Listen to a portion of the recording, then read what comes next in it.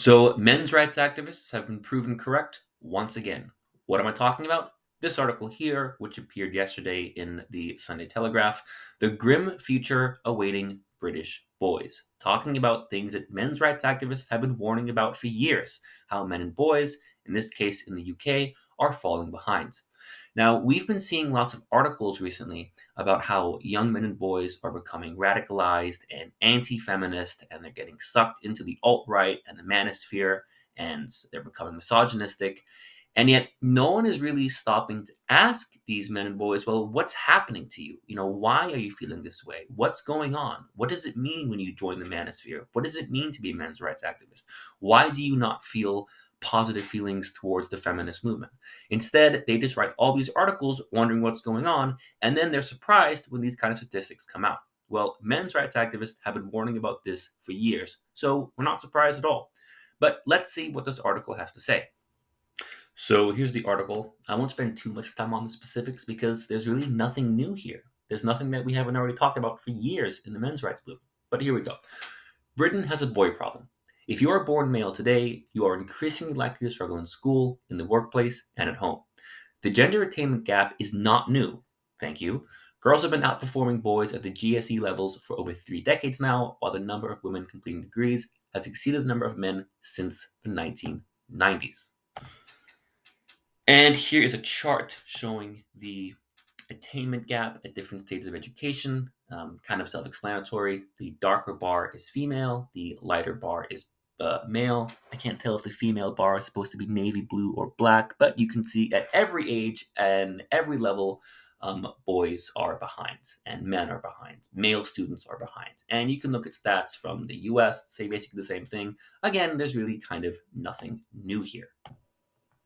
Now, the author, Richard Reeves, who I do respect a lot, makes an argument I don't actually agree with, and I'll explain why in a bit. It's the old argument that girls mature faster than boys. So here's what it says. Reeves, a former advisor to Nick Clegg, the former deputy prime minister, says biology is behind some of this gap. All the academic evidence suggests that the prefrontal cortex, or in Reeves' words, the part of the brain that helps you get your act together, develops around a year or two faster in girls and boys. Girls are not smarter, they just mature faster, Reeves says. Anyone who spends any time with teenagers knows exactly what I'm talking about. For my own teenage years, I kind of have to disagree. But there's more to it than that. Because there's a major factor that this article didn't address at all. And in my opinion, it's the biggest elephant in the room. Boys are discriminated against when it comes to grades. Numerous studies in numerous countries show that boys get lower grades than girls for the same work. Not just they get lower grades on average, but they get lower grades for exactly the same work. And here's the interesting thing.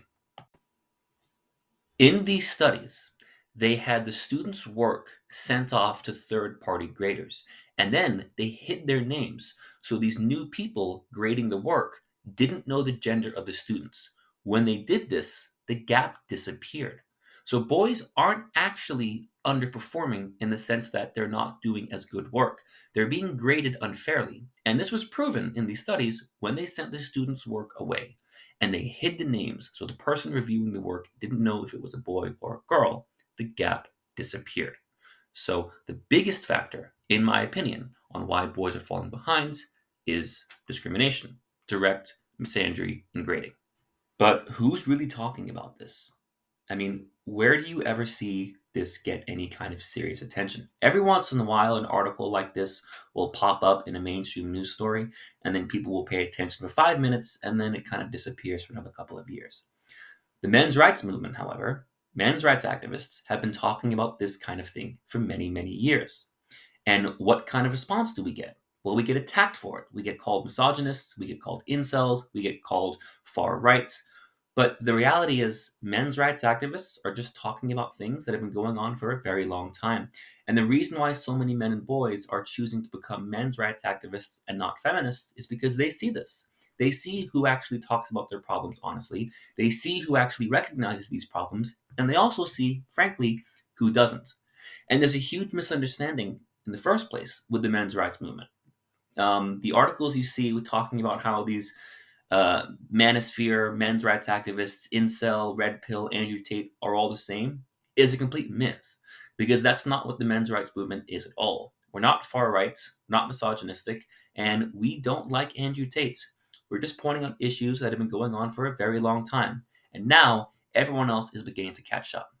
So hopefully people can begin to see that maybe these men's rights activists have had a point all along.